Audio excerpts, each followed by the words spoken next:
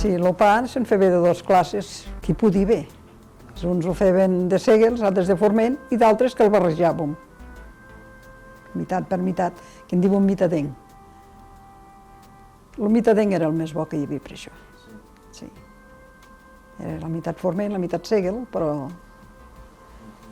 era el més bo. I tenia un color fosc, com el de segel, o no? Mig a mig, no era tan fosc com el segel, però tampoc tan clar com el forment. Era per la meitat, diguéssim.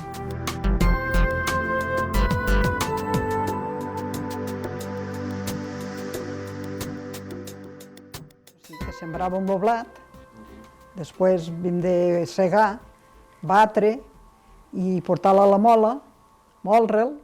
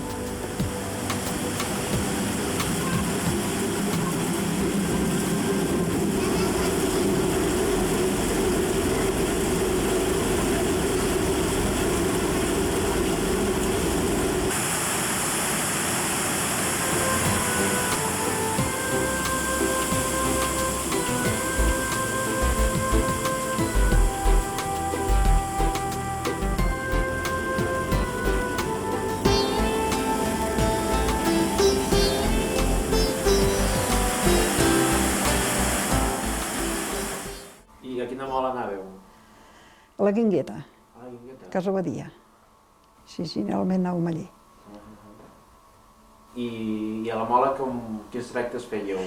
A la mola també per moldre'l se'l cobraven ells. Feien una mica com volien. Sí, en diuen la pinyora. Sí, pinyoraven. I no sé, se s'empinyoraven gaire, com que era a la seva llibertat.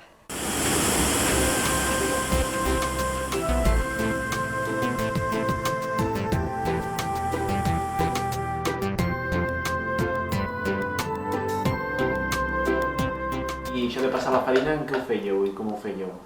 Posàvem el sac a sobre el torn i au, anant fent baixar miques a miques i anant rodant i anava colant. I allí es anava triant.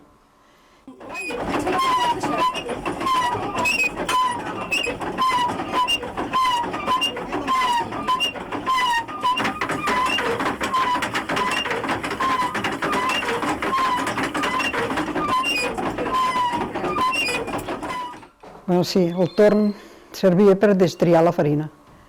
que en diu un altre i passar a la farina. Només. Sí, feia 3 tipus, farina, trit i segon.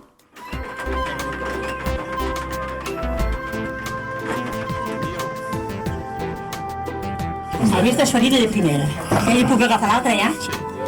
I aquí al mig, això, dius, aquesta és més aspra, això és de segona. Farina de segona. Això és de segona. Sí. I ara tercera. Nosaltres en diem el trit, se'n deia el trit, i és la farina de tercera que diríem avui.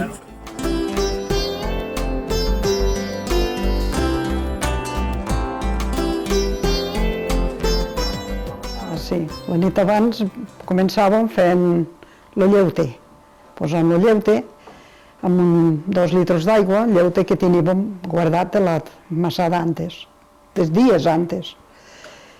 I quan ho teníem preparat, tapat amb unes tovalles i una manteta, que estés calent, llavors, al dematí de bona hora, posar la llenya, fer el foc i escalfar l'aigua per fer la massada. Comencem a escalfar el forn, posar-hi la llenya i ficar-hi foc. I anar-lo vigilant que s'escalfés. Anant fent córrer la llenya amb una barra per les vores i que s'escalfés. I mentre feu la massada. Quin tipus de llenya s'utilitzava? Pi. El pi, sí. Feu mascles. Naturalment la llenya en fem mascles de pi i era això. Tothom gastava el pi. Expliqueu una mica el procés de la massada. Doncs sí, desfèiem el lleute allí amb una mica més d'aigua, amb l'aigua necessària que volíem agafar, i anar-hi posant farina i anar-ho remenant fins que era espès.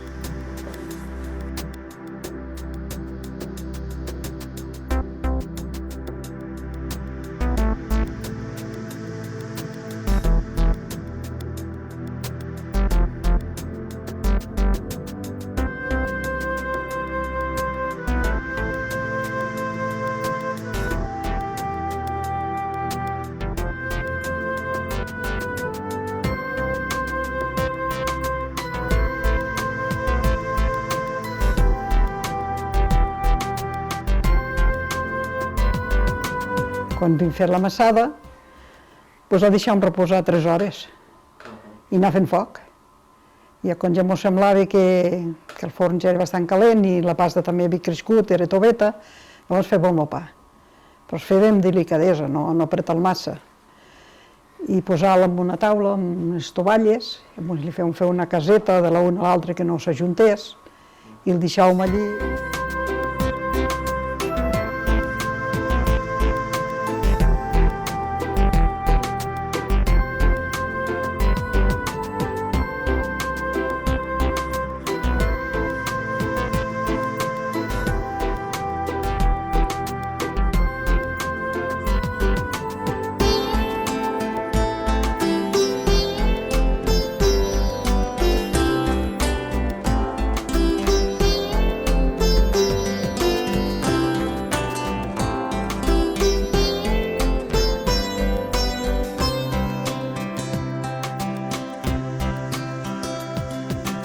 Quan ho tenim tot fet, llavors escampar el forn i fer la coca, unes quantes coques, que sempre que pastàvem fem unes quantes coques.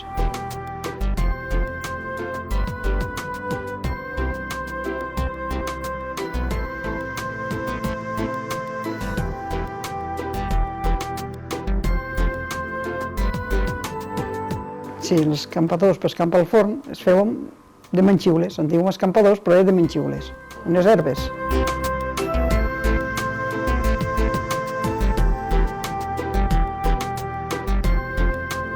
Es lligàvem a feixets, es ficàvem a la punta d'una barra i limpiàvem el forn.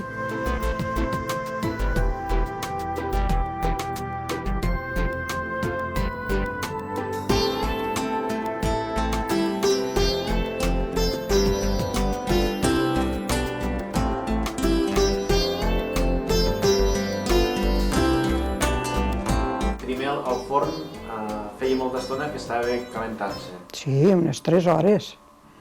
Més, 6 hores o menys portava ja. Sí, portava molta estona. I estava molt rato per a calentar-se. Doncs, llavors, quan ja era prou calent, Havíeu de treure la llenya, potser, o com? No, perquè estava cremada. Escampar la brasa tota amb una voreta cap a la porta i si ens sobrava que hi havia massa, doncs a terra, la tiràvem, la traíem. Si no, deixàvem allà amb una voreta. I com sabíeu que el forn era prou calent? Teníeu algun sistema per saber? A ull. Havíem de mirar quan s'havia blanc. El forn és negre. Quan és fred és negre. I amb el foc se feia blanc. I havíem de fer que es fes blanc de tot arreu. Quan el forn era blanc, ja havíem de tenir, ja anàvem de pressa a fer el pa i tenir tot a punt, i la coca. La coca generalment se feia del mateix tros del pa. Traiem un trosset, un pa, diguéssim, i el repartíem, fèiem coca. Ara, quan venia una festa, que era la festa major, el matar el porc, una festa, llavors la coca es feia d'una altra manera. Es feia mous, i llet, i sucre, i es feia més bona.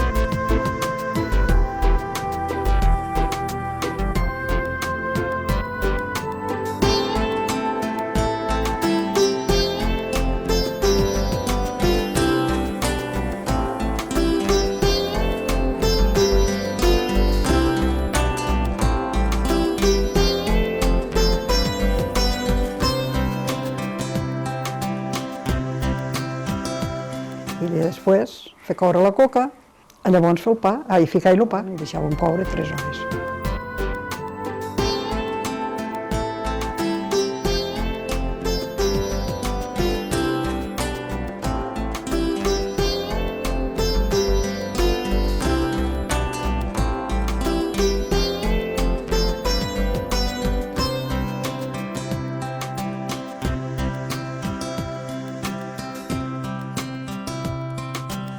I a les 3 hores ja havíem de vigilar l'hora per anar-la a treure. Llavors el ficàvem a sobre d'una taula que se refredés perquè era calent. Es podia tocar així com així.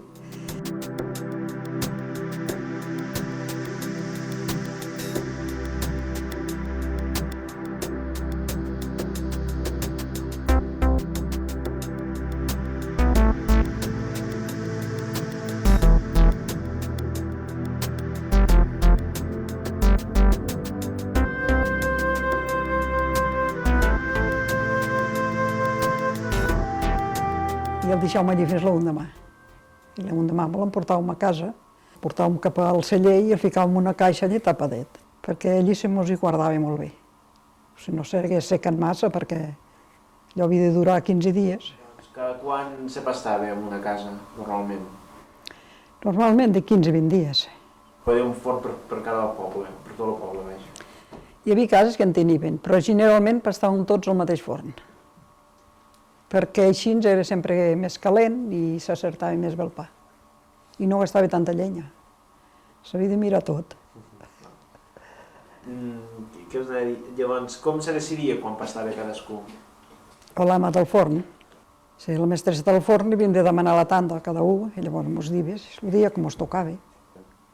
No, el primer que li diva, si n'hi havia un que tenia més pressa que un altre, que se li acabava el pa, feia passar al davant. De vegades hi havia cases que en feien poc i ho feien juntes.